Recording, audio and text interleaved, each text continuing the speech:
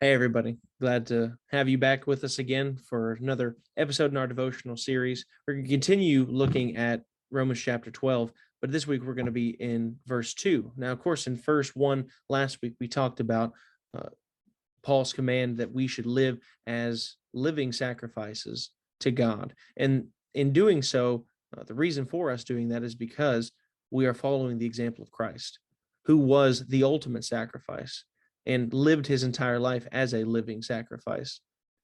And so we are called to follow in that same example.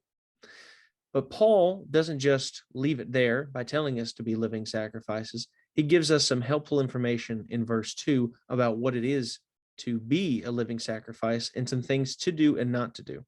So in Romans chapter 12, starting in verse 2, it reads, "Do not be conformed to this world, but be transformed by the renewal of your mind, that by testing you may discern what is the will of God, what is good and acceptable and perfect."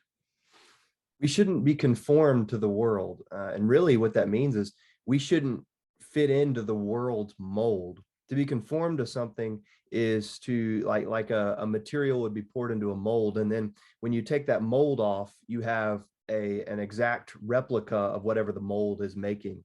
We shouldn't just fit in with the world. We should be transformed by the renewal of your mind. The influences that we should be following are from God's word, or from him, from Jesus, from the apostles, from something completely different than what the world is following. There are many things that the world might follow, whatever they might be: pop culture, celebrity status, athletes, or just themselves. They decide whatever they want is right. But we follow God's word, and we let God's word determine our thinking, and let God's word transform our minds.